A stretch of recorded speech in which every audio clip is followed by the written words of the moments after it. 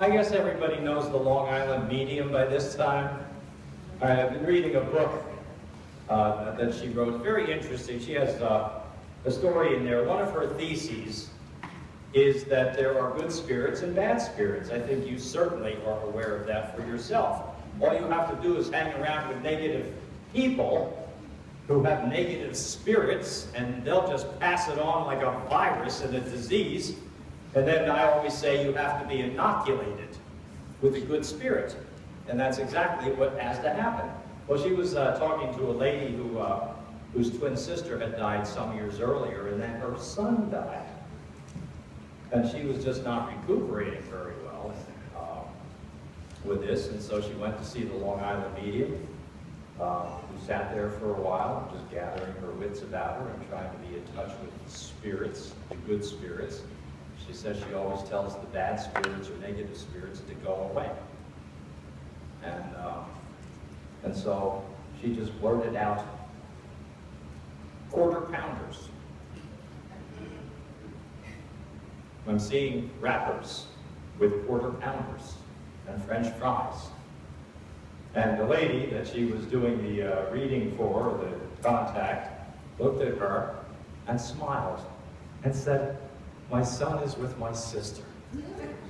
Because she and her sister had always gone out every single week through their life and met at McDonald's, and they had always ordered quarter pounders. And so she just felt, you know, all was right with the world, both the seen and the unseen. I don't want to push the idea of spirits too far. That misses the point. What does make the point, however, is the idea that there are good spirits and bad spirits, that there are good-spirited people and negative, bad-spirited people, and that you have to be smart enough, and that's what Paul is talking about in the second reading today from Ephesians, about the development of a faith formation in your own life in which you can recognize the difference. I saw a little thing which amused me, since we're heading into election season, 2 years early, but that's normal. You know, whoever's elected president is going to cost $1 billion this year, so follow the money, people. Not the ideas, just follow the money, and you'll get the idea who's getting elected. But anyhow, she said, "Daddy, do all fairy tales begin with once upon a time?" And the dad thought about it a minute and said, "No, there's a whole bunch of fairy tales that begin, if elected, I promise." I thought, okay, that's pretty true to life, all right? The spirit of the times, all right? What Paul is talking about, when he talks about principalities and powers, when he talks about evil, cosmos, the earth, life, depending on which word he uses in the Greek, he's talking about the spirit of the times in our world, which tend toward negativity and hurtfulness. It is the reason we have wars. It's the reason we have poverty. It's the reason we have hunger. It's the reason so many people are just hurting with their lives. It's the spirit of the times, which are evil and hurtful. You know the word evil related to sin, related to the word that I've been using more frequently in the last few months, breakage. When you break a life, you're living in an evil time. If you're faced with a set of choices that you don't know which one is the best one because they're both going to end up in breakage, you know, that's just the way the cosmos, the earth, the world is working right now. Not much to be done about it. I was talking to one of our Sunday school kids last year, stopped into the class, and they were talking about doing bad things, wrong things. So I said, "What's a sin of omission?" One of the kids said, "Oh, those are the sins you never get around to committing." You know, yeah, that's what I did. What else are you going to do? Well, there's a little more to it than that. You know, and I asked the kids if, in another class, they were talking about the David and Goliath and the Philistines. And I asked them if they knew who the Philistines were, and one of the kids said, "They're one of the teams in the NBA." I said, "Okay, all righty then." Well, you know, the funny thing is, All of that tickled me, which is why I'm telling you this. Because you need to be around good-spiritedness. People who have the intention of being good-spirited with their days, even as they are in learning mode.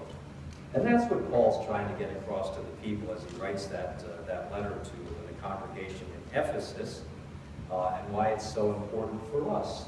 There's not an era in history at any time in which there were not evil spirits and good spirits. And especially since the day of Jesus Christ and his death and resurrection and ascension to heaven, we've been able to identify that which is a good-spiritedness and that which is a bad and an evil-spiritedness. And it's important, he says in the beginning of this, be careful how you live. The literal Greek translation, which is better, is walk circumspectly. Instead of use be careful how you live, you take the word live out, put the word walk. And instead of being careful, you put the word circumspect. Walk circumspectly. Now, circum, you know, circum, right? Specs has to do with eyesight. I have spectacles on. Specs, all right?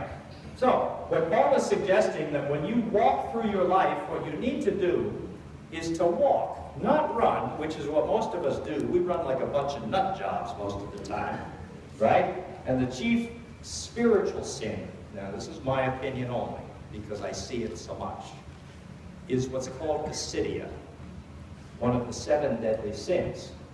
And what that word literally means is being absolutely mindlessly busy and not knowing where you're going or why you're doing it, except you're tired and you're busy all the time. And there may be a good reason for it, there may be a stupid reason for it, but you never stop to ask. Paul says, hey, the gift of the Spirit, the good-spiritedness to you and me, is we can learn to walk circumspectly. And to walk circumspectly simply means to walk around and look and gather information and see what's really going on as opposed to what the sound bites might be. You realize, of course, that when you watch TV, I watched it all the way through one night this week, much to my dismay. Of course, we listed 6 murders, only 1 in our area. The other 5, though, the way it was presented, could have been my neighbors. So, you know, what they essentially did was to try to scare us. That life is bad, it's getting worse, it's totally disorganized, and we have to do something about it, even though it was spaced out all over the world. Doesn't matter. Blood leads, always. And then they transitioned with a house fire here in Monroe County, and nobody got burned, and the cat got out. So we come back to the good-looking anchors, 1 guy, 1 lady, of course they're good-looking, and then they transition to better news and the weather with a cat getting out of the house alive from a fire. And I'm thinking, we are sick. We are just so sick. Power and money have made us ill, and we are spiritually ill people. And the reason, put together the reason that you're so busy and running all the time is because you're running because you're ill from bad spirits who have made you sick. Or you're running away from the bad spirits so they can't catch up to you. That's the point Paul is trying to make when he talks about the world as an evil place. He's not saying it was originally evil and that it's always evil. It's just that for anybody who is caught up with bad spirits, negative people all the time, negative news, you're going to become that because it's just almost impossible to push it away by yourself. So he says, walk circumspectly, check it from all angles, gather your information, and don't make snap judgments about anything. And then he begins to call that wisdom, and that's where he goes into conversation about wisdom. Why walk? Walking is a metaphor, of course. You know, walking implies that there's a path. It implies that you can observe things when you're walking as opposed to running, and that there's a pacing that's involved. And so he talks about faith and walking as metaphors for your life journey in the Spirit of the Lord. And when you think about why he talks about walking, as does many other parts of the Bible talk about faith as a life walk, a lifestyle, well, you do it leisurely. You can slow down if you want to. You can meet other people on the path and say hi, and they can say hi back. You have the leisure to do that kind of stuff. You can enjoy the scenery as you're walking. You have time to reflect, because if you're walking slow enough, you're not likely to bump into the tree. And you can smile when you see something nice. You relax. And that's why Paul equates faith and wisdom and walking in the Lord as the location and a gift of God, as wisdom. So walking then is a metaphor for your way of life, your lifestyle. And then by circumspection, he says part of that walking in the faith is walking at a pace that's manageable for you, so you don't get overwhelmed, by stuff that's coming into you fast and furious. You can cut it back and begin to take a look at it. And take a look at the culture and society and the news and God and spirituality, and really take a good hard look at those kinds of things. And then he goes to say don't live like the universe does, but live with wisdom. And he begins to identify wisdom as this: make the most of the time that you have. And the word time he uses there is kairos, okay? That's different than the watch that you have on or you don't have on. Yeah, a magic trick. Whoa, I got 10 watches. They're for sale, $15 each. But it's interesting that the word kairos really has to do with both urgency and purpose and doing something that matters. So wherever you see that kind of time in the Bible, that's what he's really talking about. So that your gift of wisdom is the fact that you use the time to see what's important and what matters, and what your purpose in life is in that given moment. And you're able to do something with that. So that's the gift of wisdom. Interesting, he then talks about time in terms of redeeming the time. The translation is very different in there. Make the most of the time literally means redeem the time. You know redemption, right? We've been redeemed by Jesus Christ.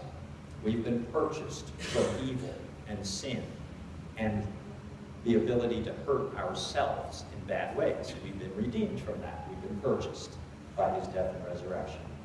So that then becomes your source, your continuing understanding of what wisdom and walking is all about, is so that you can redeem or buy back time, important time, for yourself, perhaps for other people. Buy the time back. Christ has redeemed us, and we don't have to try to buy our own time back. But faith and wisdom, at least as it's understood in the Bible, is if you have been redeemed and you're going to redeem the time, buy back the time, that's a way to render to God what belongs to him by making the most of the opportunities which are present for you in the world, to try to help to repair the world and your own life. And also keep in mind the idea of walking as pacing. He talks about perceive what the will of God is for you. And you can only do that if you slow down enough so that you can actually perceive the world as it is, perceive yourself as you are, and then do something with that time of opportunity and purpose. I was talking to a young lady who has a job a couple weeks ago, and it also dog sits. Well, she was dog sitting and cat sitting. And it was like for 10 days. And the dogs were getting rammy after about the 5th or 6th day because they wanted their owners back. So they started picking on the cat. You know, and she was doing everything she could to, you know, keep the dogs happy and all that kind of stuff. But one of the times she was over there, I guess the dogs chased the cat, and the cat used her as a curtain. Oh. With claws, all the way up to the top of her head. She had scratches all up and down her arms and her face and everything like that. I found that all amusing myself. That's just me. I have a sick sense of humor. But see, the thing is, she was making the most of the time for those last 4 or 5 days to try to give a sense of confidence, if that's the right word, for the pets in that house who were becoming anxiety-ridden. Like I said, the spiritedness of God is all around and everywhere present all the time. And the thing is, you have to identify the evil spirits, the bad, negative spirits, from that which are good and upbuilding, and act on those when called upon. In her case, even with pets that she's babysitting. Redeem the time. Now, the final thing Paul says, you'll notice here he says this. Don't get drunk with wine, for that's debauchery, but be filled with the Spirit. Okay, he is not making a big deal about being a lush. What he is saying, however, is that we all have addictions. And if you don't get that about yourself, you've got to go back and start all over again. We are all addicted to something or some things. It could be a person. My God, if I had a nickel for every woman who thinks they're going to change the man. Yeah, it never happens. That's exactly, it never happens. And if I had a nickel for every man who thinks he's coming as the rescuer of the woman's life because she's not competent to live, I would be a filthy rich man. Because that never works either. Because it's not true.